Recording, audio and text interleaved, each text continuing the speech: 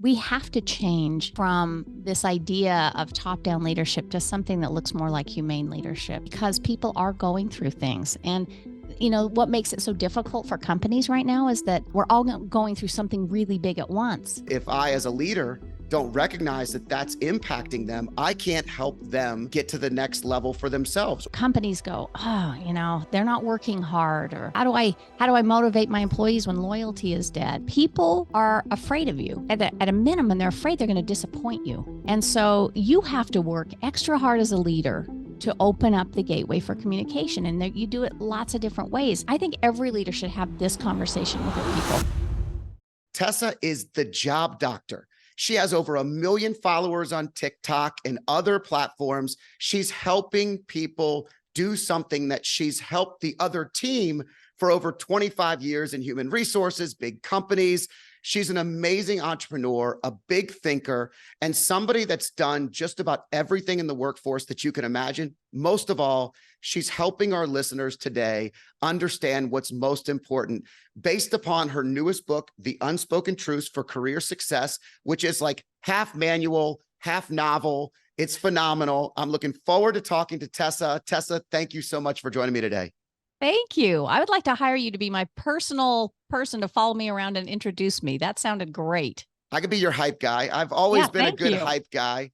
I like that. But you know what? When you've done really cool stuff, it's easy to hype somebody up. So I'm really excited. I always do a lot of research before these shows. I like to learn about the individual, and I know that you have such an interesting story. So just for the shape of the conversation, give everybody just a little bit of your basic background and your 25 years in human resources experience, single mom, the things, the highlights, and then let's dive into talking about some really cool topics. Okay. Well, if you go back far enough, it started out, I dropped out of college so that my husband could get his college degree. That was a big mistake. And then I found myself a single mom, no college education, trying to raise 3 kids, very difficult. But one of the fortuitous things that happened to me really early on is one of the first jobs I got after getting married was a secretary to Stephen R. Covey. And so I was learning leadership from the greatest leadership leader of all time, Stephen Covey. And that was a really wonderful experience for me. And you'll see it peppered throughout my beliefs today. Well, if you keep going, I just worked in HR. I ended up in HR and I loved it. And then I found myself single, no, real way to make a living. I eked out a living in HR. I shouldn't say eked it out. It actually was a wonderful journey for me. If you fast forward enough, I found myself sitting in a boardroom with Blackstone, leading a conversation on compensation. I worked for a Fortune 50 company. I led HR for one of their divisions at United Health Group. And then I ended up at a millennial company, Vivint Solar, which is like having 4,000 flat brimmed hat, 20-year-olds and 10 adults in the room. It was just like the craziest experience ever. And I ended up deciding to leave and starting the job doctor, largely because one of our daughters was really struggling with mental illness and we just knew it was imminent that she was going to try to take her life. And it shaped new thinking for me, like many, many people during the pandemic about what's important to me. And that began a journey of a 1-year exit out of a company. And here we are as the job doctor, which was, again, a happy accident. I didn't mean to become the job doctor. My daughter said, post these videos, you're great. And I couldn't do it. So she posted on TikTok. And 3 days later, my son called from California and said, are you really on TikTok? My girlfriend saw you on her For You page. Is that even possible? And I had forgotten. I went and looked. I had 10,000 followers, and I average about 1,000 followers a day since then, and it just exploded. Well, and you're giving them what their audience needs. I mean, you are absolutely feeding them the nourishment that they need to be successful. And I've been on your TikTok page. I've watched it, and it's really, really good stuff. I want to fastly back up to Stephen Covey because that is a small part of your life, but an enormous imprint. And everything you talk about it almost, I feel like the personal responsibility, Mhm. the sharpening of the saw, the helping people, First my things kid, first. first Yeah. things first. Yeah. Yes. My kids went to a Catholic school that's a Leader in Me school all through kindergarten through 8th grade. My last son's still there in his last year.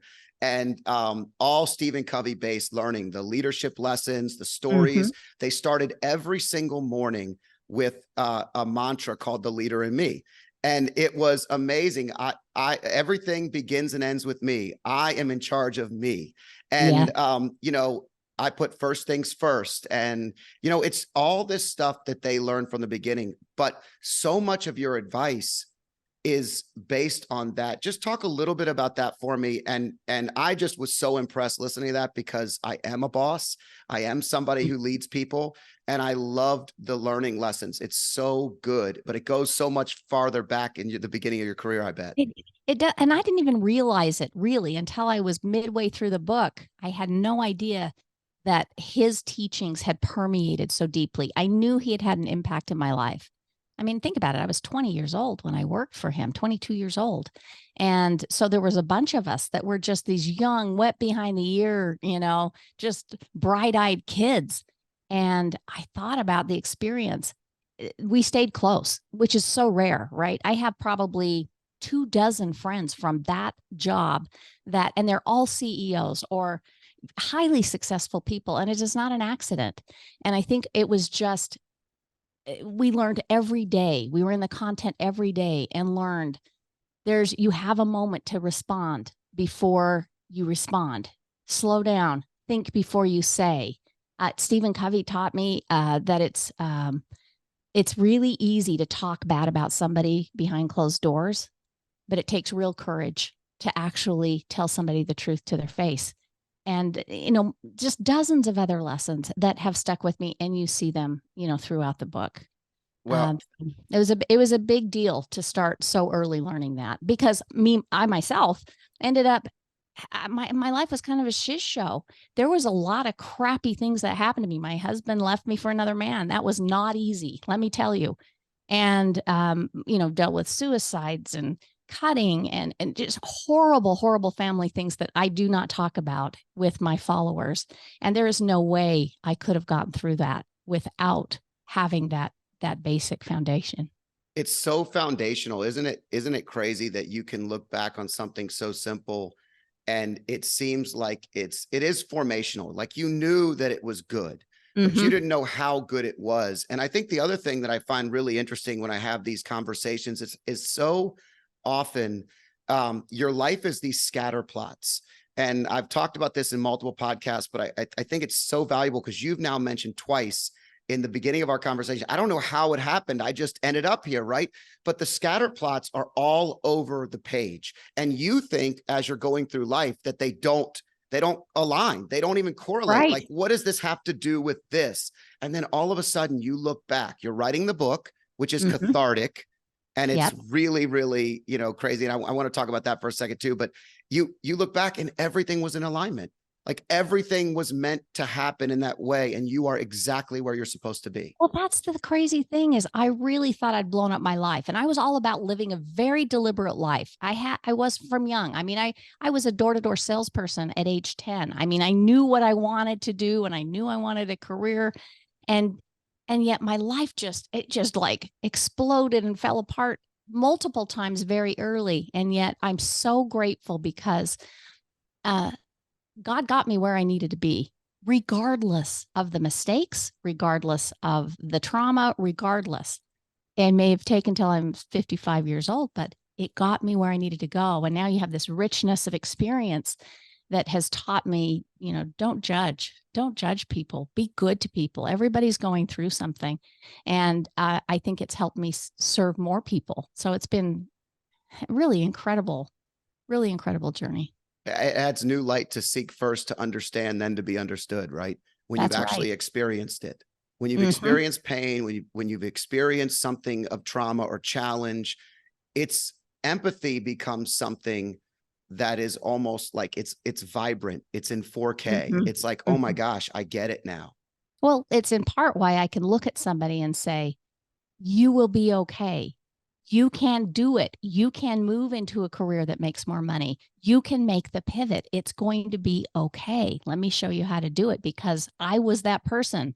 I was the one without a college degree. I was the one that, had to forge my way through. And so it's like, yes, you can do it. And I think that's good to be able to come from a place of saying, oh yeah, been there, done that.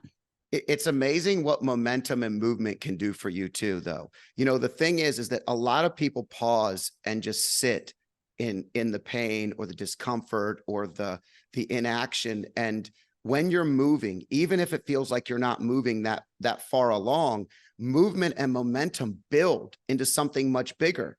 And I would imagine that that's probably what it was like. It was like each step was something that was small, but it was monumentous in life. That's right. It was. I mean, I was so careful with money as a single mom. I knew that money gave me more choices. If I saved it or had it, I had more choices and I wouldn't feel as trapped. And I remember paying off my home at age, I don't know, I was probably 38, 40 years old, and just going, wow, that gave me more choices. And, there's moments like that along the way where you just go, I sucked it up. I had the hard time, and then I was able to come out of it. And there's been times I've just sat in it. When I wrote the book, it was a really hard time. One of my sons struggles with addiction, alcohol addiction. And he had finally, after 10 years, said, I want to get help. And it was the happiest day of my life. And it evolved into the hardest time of my life because of the ups and downs, which we're still going through. And there were a couple of suicide attempts during the writing of the book with this deadline. And there were times that I literally did have to just sit in my tears. I pulled out the old folding chair and I watched these baby owls in my front yard get born and learn to fly. And it's all I could do in a day was to sit and watch these owls and just sob. And yet I came out of it. I know I can look at the book and go, oh, I wrote that chapter during that hard time, but I came out of it, and I came out of it a stronger person. And so, you just keep going and you get stronger and you can overcome, and it's never permanent. It's just never permanent. Yeah, that's so powerful. And I'm glad that it's moving forward and that kind of momentum builds on itself, but it's got to be really challenging. It's amazing how you could spend your whole career advising, consulting, helping people with their careers, when really the only thing that truly matters to them is their family, their life, their home. I find the correlation between life and work so convoluted so many times. And as a CEO of a company, I'll tell you a perfect example. In so many times people will come to you and they'll say, I'm really not happy with what I'm doing. Yeah. And if you truly are empathetic and you want to understand, you start asking questions, and the questions lead to they're not happy where they're at in their life right now, or there's a major challenge that's happening in their life, or the spouse is not supporting them in the way that they need support, or they're gaining pressure from children, or they're dealing with addiction in their family, or something that has nothing to do with the job, but it has everything to do with your career. Because if I, as a leader, don't recognize that that's impacting them, I can't help them get to the next level for themselves, or even help them just get through. Like you said, it is okay to sit occasionally. If that's what you need to sit, and hopefully the team that you're working with is patient enough to help you through it. But just speak a little bit to that, because I know you've advised a lot of people on those types of topics. I have, and I tell managers, I like to talk to managers a lot and tell them, we have to change from this idea of top-down leadership to something that looks more like humane leadership, not human capital, humane capital, because people are going through things. And, what makes it so difficult for companies right now is that we're all going through it at once. We're all going through something really big at once, because collectively all this crap is happening in the world. So it's no wonder we're all angry and tired and having a hard time. And so companies go, oh, they're not working hard, or, how do I motivate my employees when loyalty is dead? And although the answers aren't very easy, certainly the way that we approach people and the humanity around is really important. And in fact, in the book, everything I teach is wrapped around communication, because the problems you have at work all boil down to communication. And when I listen to and dissect what I hear and the problems that people have, remember, I've done this for 20 years. I've been in rooms where managers and people are trying to get along. It always comes back to people don't assume good intent in the other, whether it's an employee assuming the manager's trying to stick it to them, or whether it's the manager assuming the employee's trying to take advantage. It all goes back to assuming good intent. So there's so much in the book around testing better models for how to have conversations that allow for conflict, because it's inevitable, right? From your first offer letter, you have conflict because you don't know whether to negotiate or not. Clear through your career, but how do you do it in a way that builds rather than breaks trust? And I think that's just so important for people to learn. Yeah, it's interesting because I wrote down a couple of themes throughout the book and throughout your messaging. And one of them was communication. One of them was relationships. And I want to speak just briefly on that, because what I find is, and I personally experienced this. So I started out with a mindset in my career that the world was against me and I had to take what I needed, because we grew up with a very blue collar mentality. I didn't know I was going to be a cop or a teacher. I didn't know all the things that existed, and I was an entrepreneur.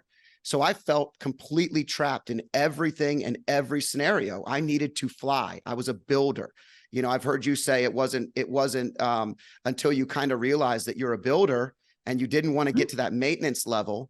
I get bored with maintenance. It's not as exciting as building. It's way more like fun. To build. Yeah. But when you building relationships, not transactions, is so crucial. And I think people go through, I did early on, everything was a transaction. So it was, how can I take from this situation? Not what can I give to this company, to this relationship? Right. What can I get out of it? And that is so, it's permeated throughout corporate culture. The company, by its very nature, is going to take as much as you'll give because they care about profit, right? So the more efficient they can get, that's what they're aligned to, is taking as much as somebody will give.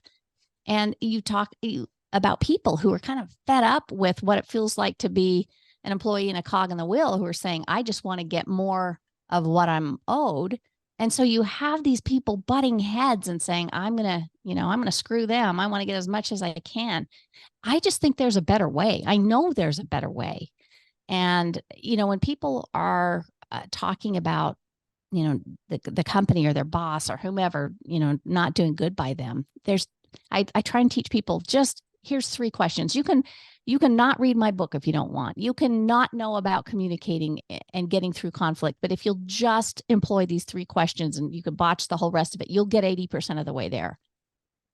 Ask the question, bring up the problem and say, is that what you intended?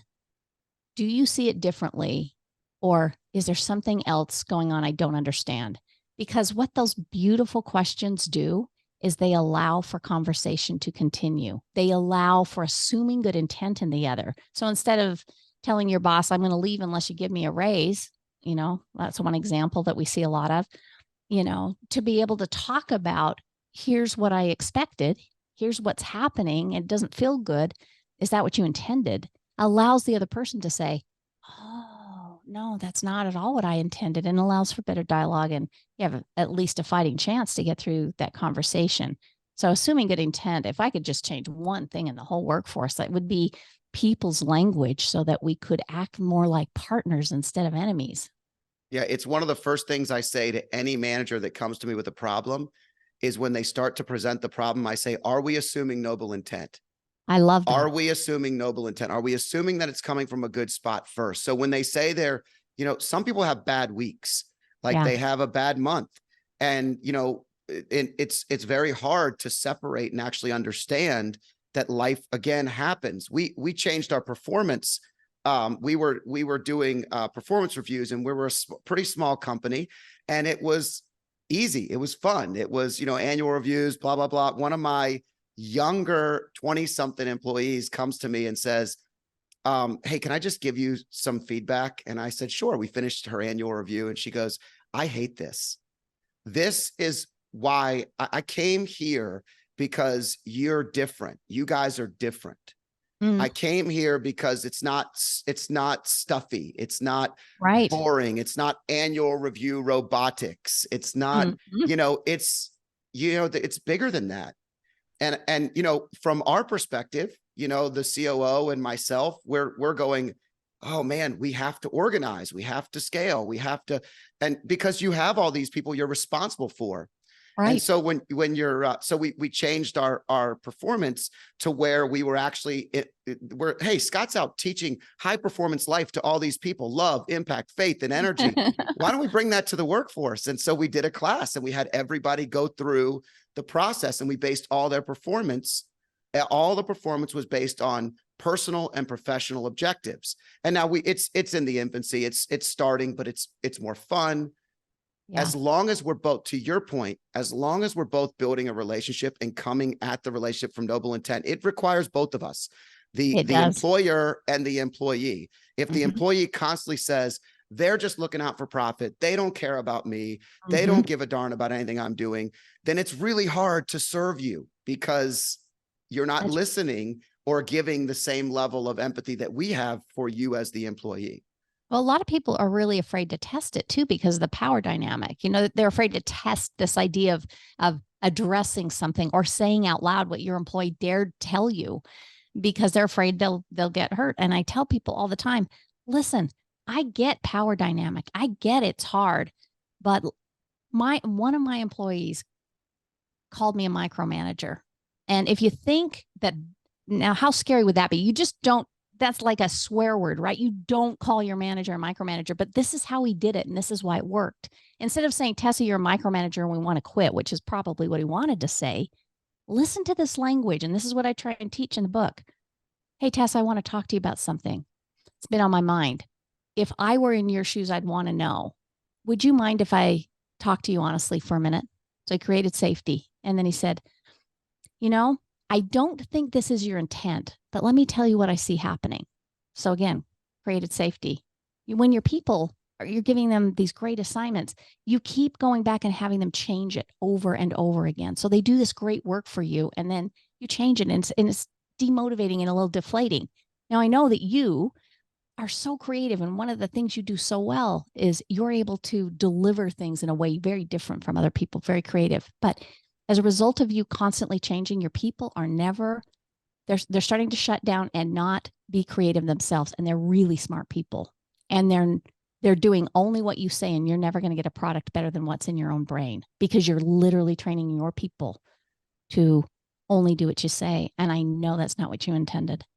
Or he closed with saying, "Is that what you intended?" It allowed this incredible rich conversation. Yeah. It's the first time anybody told me anything that hard. I'd never heard it in my entire career of 20 plus years, and he called me out on it in a way that I could receive it, and it changed the way I worked with my team. I'm very cognizant and very aware of it, but that's what I'm talking about. Those kinds of conversations can be had. Just requires doing it carefully in the right way. Yeah, with respect. I mean, Mhm. it's comforting to know that communication is so crucial, right? It's not Right. hard. I think one of the hardest things and we have a lot of high performers, our CEOs, our people that are doing way more than they can handle. They're trying to be the perfect mother at home, father at Yeah. home, as Mhm. well as be a leader in the office. And what you find so interesting in talking to so many CEOs is how lonely and how uncomfortable they feel because they feel like they're this open, they'll talk about anything with anybody, and then Mhm. people shut down around them. And Mhm. they're like, hey, come in my office, open door policy. And they really mean it. And they've always meant it. But now there's such a gap in the pecking order of Mhm. how, in order to actually have an operational company, you have to have management, you have to have growth, you Right. have to have levels of, and and so it makes them feel like they can't come to you, and it makes you feel like nobody's coming to you. And you're like, hey, I could solve this. I just solved this with you like 2 years ago. We got this. And so I've talked so many to people, and what, any advice to the high performers, the leaders out there that have that? What are some of the things they can do from that from their perspective Yeah. to help open the door so their employees have better conversations like the one you just had? Well, you tapped into it with your experience. People are afraid of you. So understand that. Afraid of you. And I don't mean it like you're going to hit them, but at a minimum, they're afraid they're going to disappoint you. And so you have to work extra hard as a leader to open up the gateway for communication. And you do it lots of different ways. One way that I think every leader should have this conversation with their people. Know that the deepest need of anybody in the workforce, I don't care what level you're at, is to make a difference. That's the deepest need of people. And yet when I go in and consult with companies, I will frequently meet with, the line employees and say, tell me, what are your skills and talents being tapped into fully? Are you being utilized fully? And they'll say, no, it's a shame because the company it's only utilizing a fraction of what I have to offer. I don't think they even know what I'm capable of doing. And it's so common that managers, please go talk to your people and ask them, what do you see that we're not, that you could help us with, that we're not tapping into? Help us utilize you fully, your strengths, your talents, your skills. And yet very few people have that conversation. So that would be one piece of advice: is keep the communication open with your people and ask them. They will tell you. They will tell you. And then the other thing is when you put off, and we all like to do this, when you put off having hard conversations, performance conversations, which most leaders that I know do, then when you do have it finally, the manager comes to me and they say, yeah, they got to go. And I say, do they know it's coming? And every manager goes, oh yeah, absolutely. They know it's coming. And what I know for certainty after 20 plus years is they don't know it's coming. We're just really crappy at being really clear with people.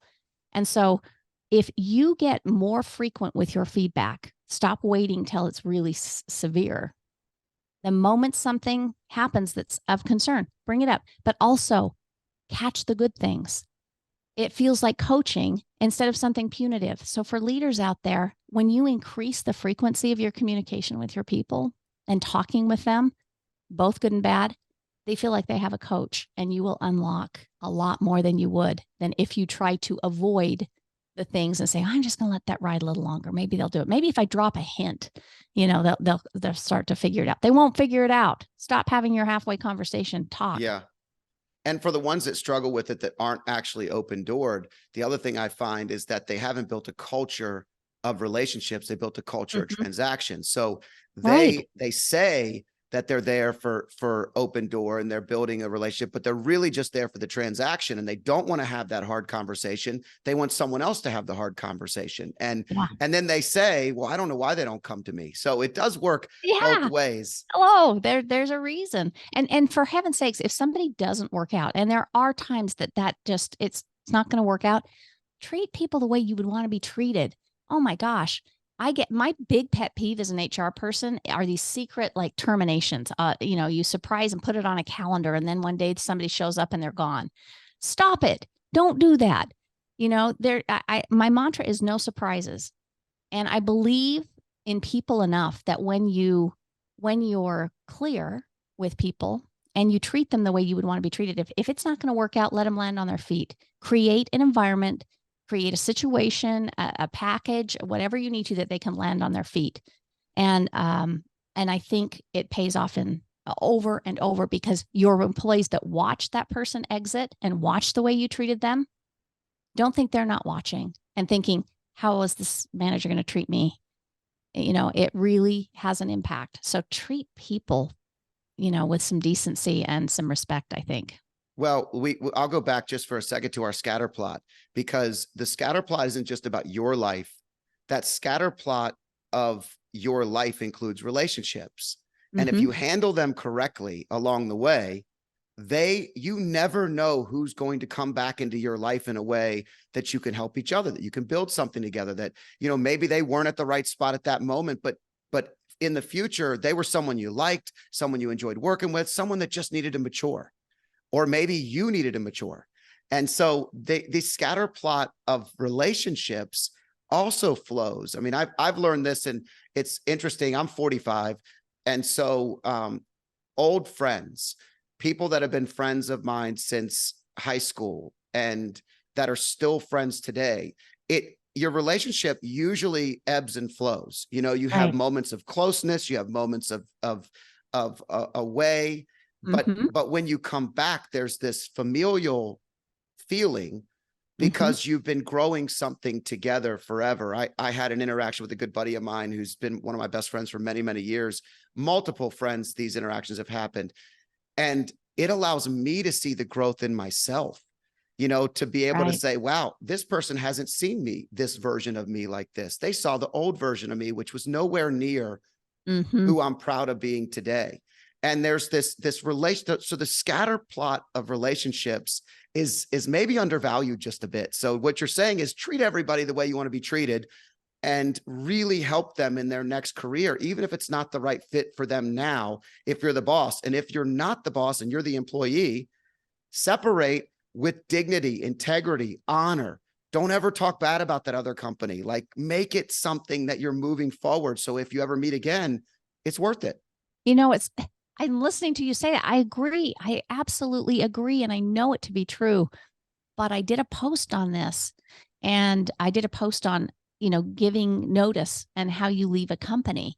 And I had like it went viral. I had like 1 million views on it. And I'll bet 75, 80% of them were like, are you kidding me? I'm going to treat the company the way they treated me. Don't give companies notice. You walk out, you treat them, they wouldn't give you notice if they let you go. And it's disturbing to me because I do see this.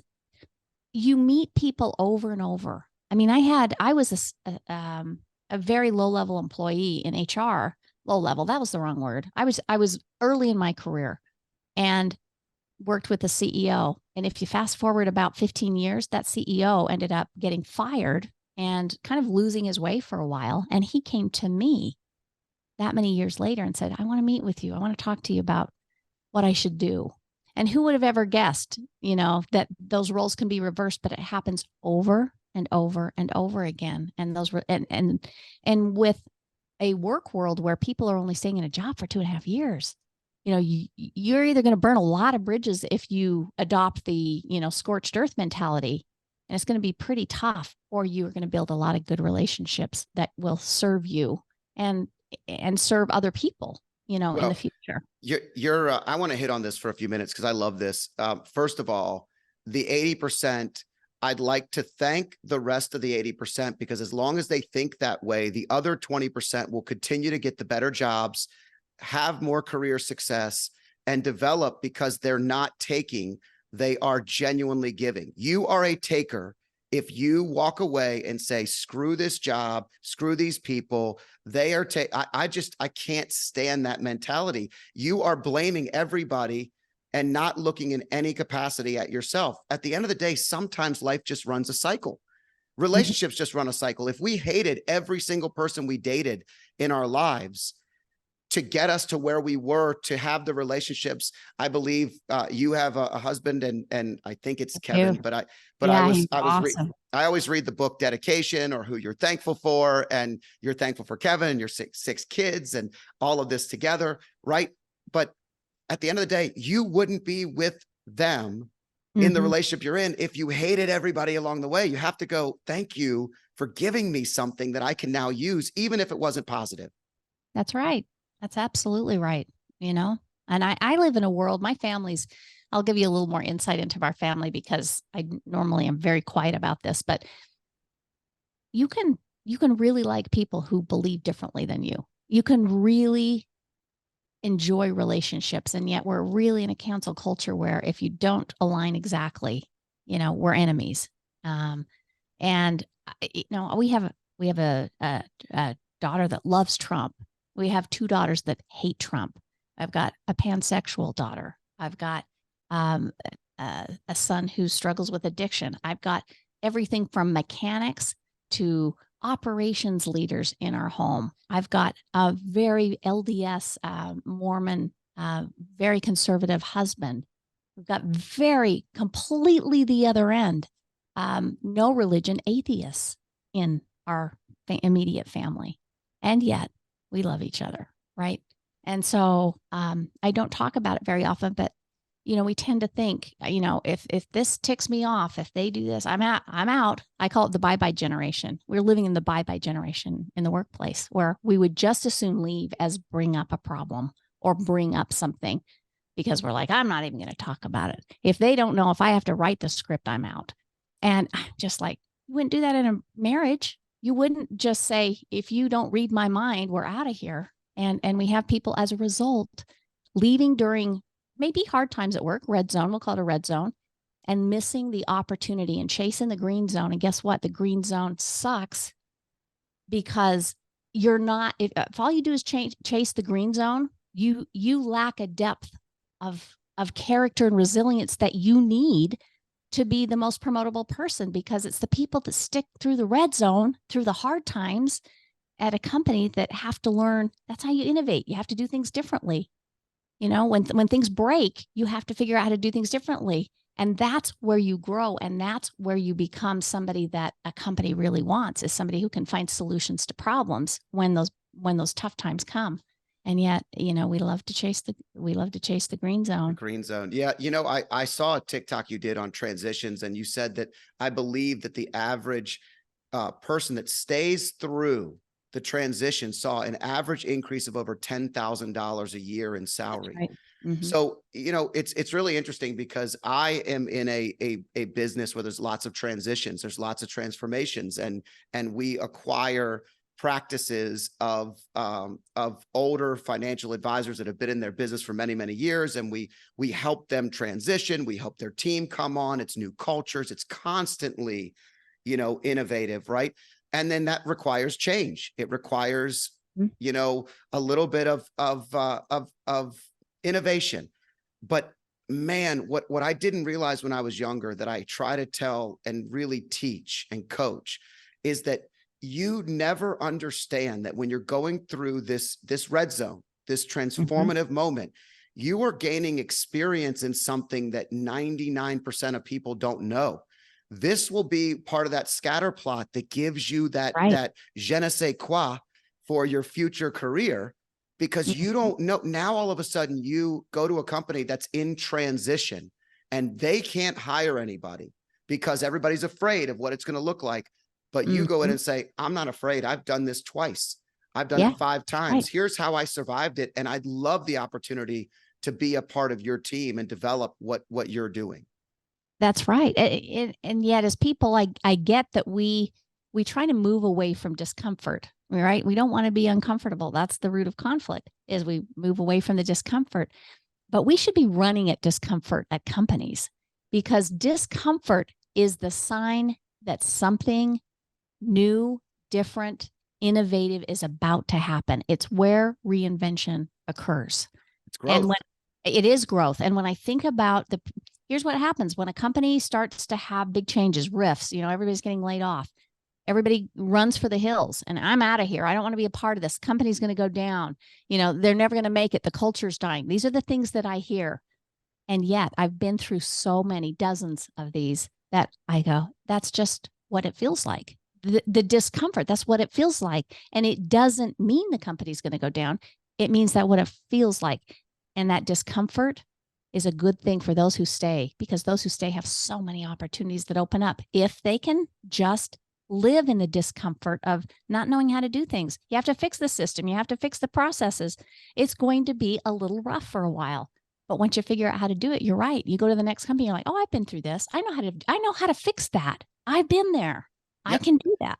Tessa, the company just gave you something that's worth more than the 10K you're going to get when you transition. You're going to be able to make 10, 20, 30K more. You're going to be able to have a different title in the next career opportunity because of the transition you went through. Like, these are things that people just really have challenges with. And I want to bring it back for a second to the family, because love is one of my 4 quadrants. Like, the who's in your life are the most important things. Family is the same way.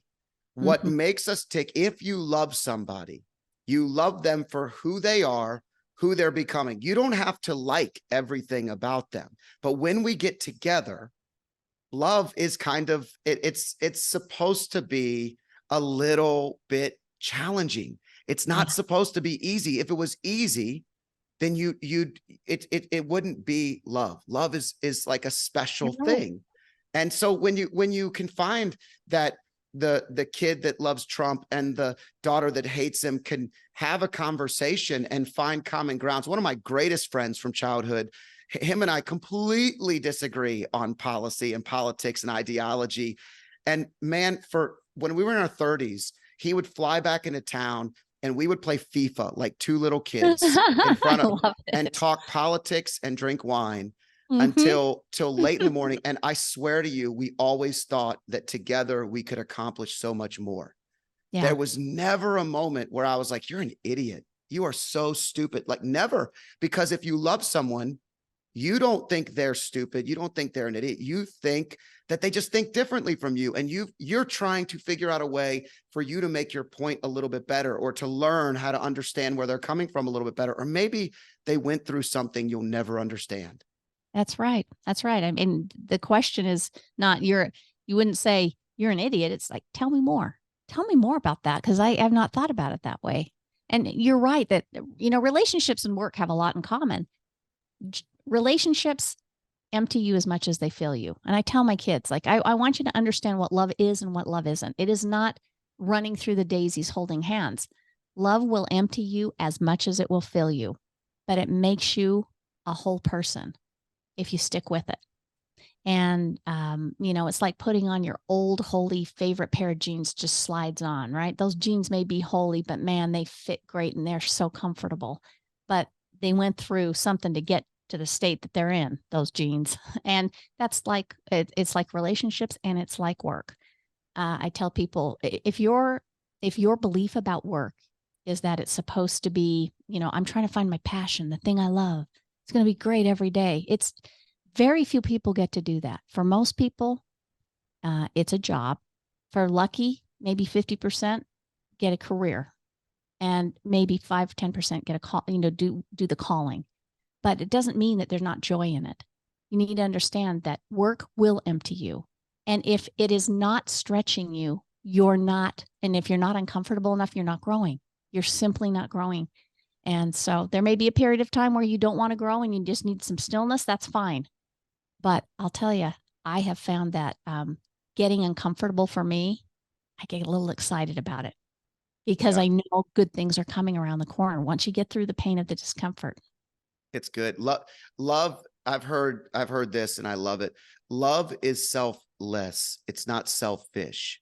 And so if you apply that mentality to your relationships, both in life and in work, it's amazing what happens. If I walk in, one of my favorite things, I was a part of John Maxwell's coaching group when they first launched it many, many years ago. I've stayed connected to their group, but it was, used to get these really, really small rooms with John Maxwell, and he'd just teach. And, to have 50 or 100 people, maybe less, in a room, and John's just teaching.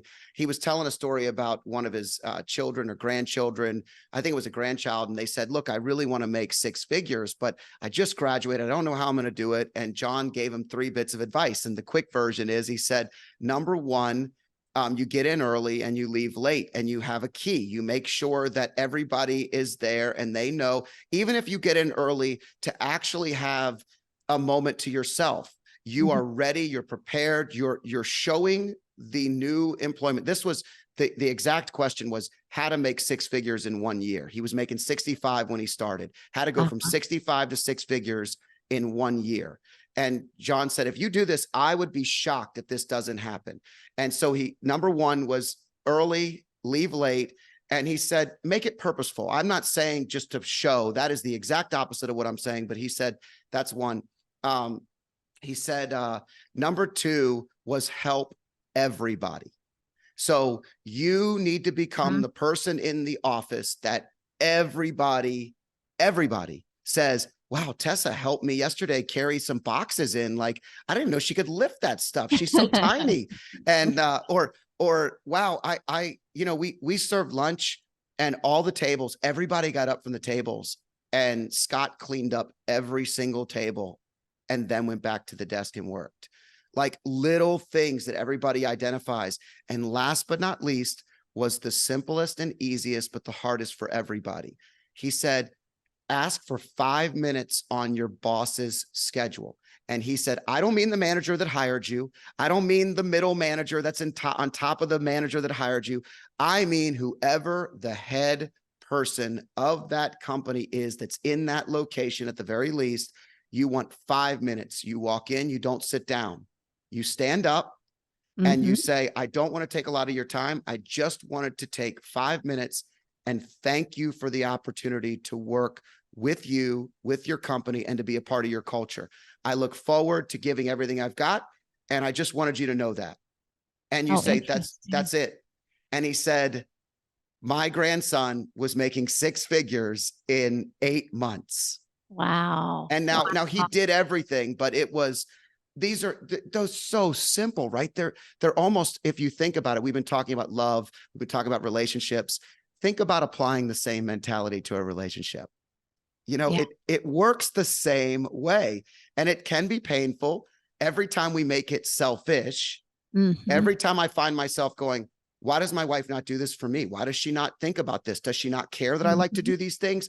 I versus what does she want to do? How can I actually get her to want to do more of these things? Well, maybe I should start giving it. These are simple things that we forget. And it's disheartening to me to listen to the 80%, going back to that point, that think they should burn the ship down when they leave, because I really believe that life is all about relationships. And if we dedicate, our lives to giving more of ourselves, true, authentic versions of ourselves, yes, we're going to be disappointed. Yes, we're going to be hurt, but we're going to feel so much better about ourselves in the long run, because we will have grown. We're not dying, right? Yeah. Well, and yet I understand, because of my audience, that 80% would listen to what we're talking about and be very repelled by it. They would say we're very, a Gen X boomer mentality around work. And now I still believe hustle wins. I still think hustle's important. But if those people that are listening are saying there is no way, there is a way for you to not give. Everybody doesn't have to make $1 million. Everybody doesn't have to do those things. You can be a very valuable employee, and you can create space for yourself to have balance, but don't rely on your company to do it for you. That's what I would tell people. You got to rely on you, because a company will naturally keep taking. You can be a great contributor and have a simpler existence if that's what you want. But what I don't have respect for is trying to rip off the employer or say, I'm not going to work hard. I'm going to take the paycheck, but I'm not going to work hard, because I believe that we don't feel good about ourselves when we're not giving and giving a fair exchange, for that pay. Giving is the most selfish thing we can do. It feels so good when you give. When you leave a relationship and it was good. We had an employee that came to us and they had an offer that was so crazy that I looked at them and I was like, dude, take that job. Take the offer. We got you. Take that job. We're still friends. We still text all the time. Like, I can't wait to see what they accomplish in their life. But the reality is, I also believe the employer has to let people go when they know that they can't give them what they need, instead of holding them back. Know that relationship, if you're authentic, you also have to be honest and build that relationship, and not make it about how much you can take out of that same individual. And those are all things that I think we're talking about here. One of the other themes I wrote was, we already talked about transition, so that was great, but personal responsibility is what you're talking about. And I think that when you say that it's so boomer, or when someone says that it's so Gen X, let me tell you what they don't often understand. Number one is the generational demographics. Guess what? If you happen to be a Gen Xer, you didn't get the same opportunities that millennials are getting all day long, because baby boomers preoccupied every role across the board. When I came out 10 years in financial services, I was still a rookie. You know why? Because baby boomers completely controlled this industry. It's awesome, but it also humbles you, right? You're like, oh, I got more to learn. I got more to hustle. So that hustle came from a spot of not having open opportunities. Well, in most companies today, there's a much smaller number of Gen Xers that are in the workforce comparatively to millennials and boomers. So guess what? As boomers exit, millennials are getting more opportunities. And so you're going, I should just make $150,000. No, you got to earn it, but you got to earn it. And so that I have people in the office that'll sometimes come in, they're from different worlds. Yes. And the Gen Xer will come in and they'll be like, how many times can someone leave for coffee in a day? How many times? How many times? Like they're there till 8 o'clock at night. I don't want them to do that, but that's what they choose to do. And they're hustling. They're almost hustling too much. And then, you've got the other group of people that are like, no, the job's fun. We have a great time where, we could come and go. We could work from home. We could do whatever we want. And guess what? My point is I actually pull the Gen Xer aside when they say something like that. And I say, hey, just remember, we don't have a company if we don't have them. Just remember, we need growth. We need youth. We need energy. We need new ideas. Yeah. Don't think that we can build it on the way it's always been built. They are the coming of the next buyers and sponsors and owners. And so paying attention to it's really good. But I guess the point I'm getting at is, it really is so generational gaps are not meant to joke on each other. They're meant to understand so that we can actually build towards them. Hustle and hard work are not generational. They are something that we all can do. It's like the one thing we can control. Well, it's interesting, I study the generations, the different generations, and talk about that a lot. I'm such a super fan of the young generation. I think they're so wicked smart at getting things over a finish line quicker. And I think I'm a little jealous actually, because, in my generation, it was just work till you die. And that is not their belief at all. They're all about the balance, and they're all about, no, we're going to do this in a way that balances life.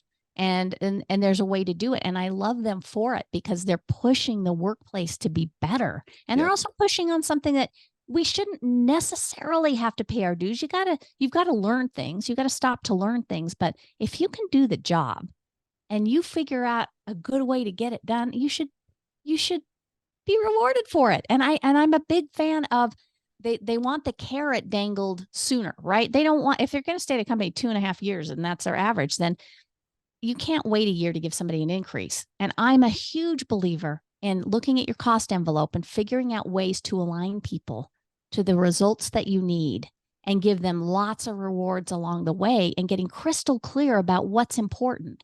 And I think they're going to push us really hard on that. And I love it. I love it. I agree. I actually love it too. Even look, there's so many TikToks and videos that you see on Instagram Reels of like me spending 20 minutes showing my boss how to open a PDF or set. And I'm telling you, if you're over 40, that stuff is struggling to us. It really, especially if you climbed up and you are leading a company, you haven't done that in 20 years. So it's very hard. Like technology passes so quick. But do you know how it's so simple, yet how appreciative we are when you do that for us? Like you don't even realize how valuable that is to someone like me who doesn't have a clue. I mean, I had to open up this whole podcast in a completely different place. I set it up. I'm not in the normal spot. I call my, my very young marketing guy who's amazing, who's going to edit this video and do all the work that makes it look cool. All stuff I can't do. It's simple. It may be simple to them, but I'm so grateful. And so it's so valuable. Yeah. We can help each other because I think one thing an older generation can help with is relationships, because we're in a swipe right, swipe left world. And as the time horizon and patience gets shorter and the attention span gets shorter, learning how to have relationships or deal with conflict is not the strength of a Gen Z workforce. Right. It is more of a strength for an older workforce. We can help them. We can help that generation with conflict and how you work through it and how you talk through things instead of just leaving a company. And they can help us with things like that, where we are just so bad. So my daughter will yell at me and I'll go, please don't yell at me. Don't yell at me. Just teach me, please. She's like, okay, fine. Yeah. Try to tell you, I have a 17-year-old and a 14-year-old, and they think I'm an absolute moron on social media. I've built pretty decent sized channels. I've helped lots of people. I'm consulting on things, and they're like, Dad, you have no clue. You can't share it like this. You shared the wrong thing. I was like, well, my demographic does it this way. And so they joke on us. And I actually have to look back, and I'm like, now I study it. I'm like, man, are they right? Did I do something wrong? And so it makes us innovate. I look, like I bring this podcast all the time as we round out to life, right? The way that you stay young is by being surrounded by youth. There's a reason why grandchildren are so important to grandparents. They keep us young. And at a certain point in time, that little bit of separation of being responsible for everything they do in their life versus being responsible for just guiding and coaching them is so valuable. You want to see someone loving their life? Look at a 4-year-old hang out with their grandfather or their grandmother. There's nothing better. And the same thing applies in the workforce. The same thing applies in our relationships. Having couples that surround us that have more experience and are more seasoned, as well as youthful couples that remind us how great it was when we were going through it, but we were too busy to actually pay attention. Yeah. Like, it's such perspective. I think that's why I love working with the demographic I do, Millennial and Gen Z. I love it. I love immersing myself every day in it because I feel alive more so than I have ever felt in my life. And I thought I would be going on the downswing, kind of slowing down. I am not slowing down. I am, if anything, going up and trying things in my life. For the first time, I am not afraid to try things. I put on these jet ski boots, then you go straight up in the air, and you fly around in the air in a lake or something. And Yeah. I was like stealing it from the youth. Like, let me have your turn, please. Because I was having so much fun. It's like, finally, I'm not afraid. And I really think that's because I'm working with a generation that's making me feel alive again. Well, we just have to both open up, whatever stage of life you're at. If you find yourself saying this generation, these people, this mentality, you are dying. And if you find yourself saying that from the other side, you're not growing. Yeah. If you happen to be a young person and you're not listening to people that are older, if you're not going to the people in your office that have done it, you can say all the reasons why they did it, but you need to pay attention to how you're thinking about it, because personal responsibility is how you get ahead. It's really, the blame game is dead. It's not valuable. And Tessa, I want to be mindful of time. I want to make sure everybody can find you because you're not hard to find. You're doing amazing things. I want to thank you because your career, your experience, and your advice is really, really good. I want to thank Stephen Covey for taking the time to do exactly what we talked about, which is giving to youth and helping us figure out what path is best. Even if we're still clueless when we leave, we might figure it out later. But tell everybody the best way to find you. And you have some cool stuff going on with the book where if they go to your website, they can get a little bit of extra stuff. Share with me that so our listeners can be a part of it. So people can find me basically on any channel, including Threads now. So you can find me about anywhere under Job Dr. Tessa. You can also go to thejobdoctor.com. And that's where you see some of the products and things that I offer. I started out doing Rent My Brains and some limited mentoring and coaching with people, but we're just getting ready to turn on a book club, a corporate book club and an individual book club based on the book. And it'll be author led. And I take you through what you need to know about each chapter to become, a person that I think burnout is due to people not feeling a control. They feel a lack of control in their life. And I try to give it back to you through the chapters of this book and how you can have a voice in your career. So the book is called The Unspoken Truths for Career Success, Navigating both show at the same Emotions and Power at Work. Yep, there it is. There we go. And you can get it anywhere. And, we'd love to have you join us. Go on the website. You can ask me questions. I do lives on TikTok about once a week that are very popular. They're rated in the top 1 or 2% of all creators in the space. So you're just answering questions. You are literally just answering questions of people, like real coaching live. That's right. That's right. And you always know you can count on me to be a truth teller. I don't mince words. So I just tell it like it is. We also have a podcast, right? You have a podcast you want to make sure people get out? Yes, it's called the Job Doctor Career Straight Talk. And you actually get to listen in on real people with real problems and watch us dissect it and watch me give people scripts and ways to solve that problem. I think people would love it. So please, you can find it on Apple and Spotify. Well, the job doctor, Tessa White, thank you so much for being a part of our show at the High Performance Life. I look forward to seeing all you have yet to accomplish. Thank you, Scott. I hope you enjoyed this podcast. If you liked it, there's more where this one came from. Click here and enjoy some more.